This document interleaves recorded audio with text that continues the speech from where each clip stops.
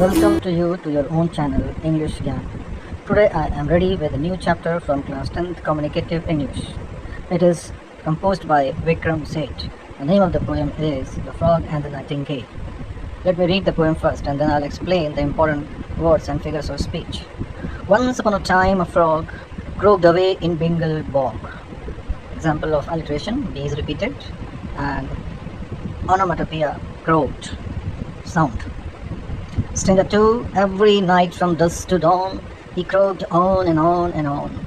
On and on and on is a repetition and a hyperbole, because croaking all night, every night is literally not possible. And there's one more thing, that is poetic device, poetic license. Instead of writing O-N, the poet has written A-W-N, so it is poetic license.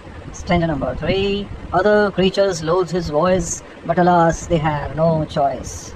Voice, choice, these are rhyming, and they must suffer though they hate him. This is example of irony. And the frog puffed up with joy to sing louder than before. So puffed up with joy is an example of metaphor, pride compared to swelling. Stanza 5, one night a nightingale in the moonlight cold and pale. So here moonlight, cold and pale is imagery, and cold and pale are describing moonlight. That's why epithet. An epithet is nothing but adjectives. So any word which is describing is epithet. Stanza number 6, posed upon the sumac tree, casting forth her melody. Casting forth her melody is example of imagery, and because song is compared to something thrown or cast, that's why it is metaphor. Stanza number 7, dumbstruck sat the gaping frog and the whole admiring bog. So bog is admiring here, like a person, so personification, and dumbstruck, gaping, it is example of alliteration. Stanza number 8, toads and teals and tiddlers too, delighted to applaud her flew. Sound T is repeated here, so it is alliteration, and everyone flying to applaud, this is literally not possible, so it is a hyperbole. Bravo, too divine and core, so the nightingale once more, quite unused to compliments, sang till dawn without suspense. So singing till dawn non-stop is again not possible literally, that's why it is hyperbole, and core is a foreign expression. Night. Next night when the moonlight glowed, frog puffed up and plainly crowed. Here alliteration, puffed up plainly, PP, and onomatopoeia because crown word is used here. I am the frog who owns this tree, in this bog I am known to be head priest and the magician, critic, composer and magician. So critic, composer, CC alliteration. Claiming multiple grand title is hyperbole, and the rhyme is musician, magician. But I can teach you dear to sing chest notes, breathe controlled under spring. So CC is repeated, chest and control, alliteration, and E sound is repeated, that's why it is assonance. A vowel is repeated.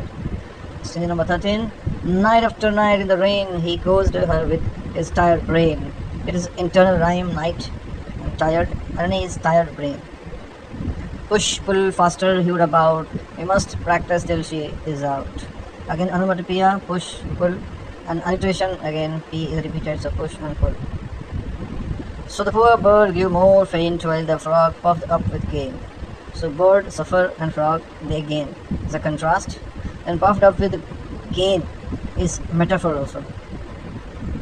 And the sumac tree would shake under the strain of her high notes. Tree shaking from singing, personification, visual plus auditory imagery is also there. Stanza number 17, tell the birds and beasts grew tired, or at the voice they once admired. So admired voices become irritating. His figure of speech, irony, and tired, admired is rhyming, rhyme. Said the frog, I tried to show your song lacked a certain glow. Metaphor, song lacking glow, and sarcasm, frog pretending concern. Paragraph number 19, then one night a stormy weather shook the tree and brought a shiver.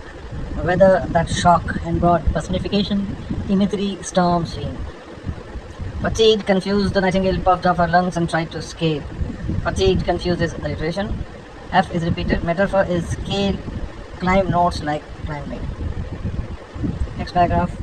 Her voice was hoarse, her heart was sore, the pitch rose up, she could no more. Again the sound H is repeated, so alliteration, and internal rhyme is sore and more. Stanza 22. And with a crack she died, onomatopoeia, crack, and symbolism, fall of innocence. Well, poor bird, said the frog, I tried best to give you a chance, though Figures of speech, irony, frog pretending sympathy. Last paragraph, paragraph number 24. But now the bog resounds again with my unrivaled splendid strain. Figure of speech is alliteration, splendid strain, then irony is splendid for awful, and hyperbole universal. Thank you. Please comment, please review, and like the page.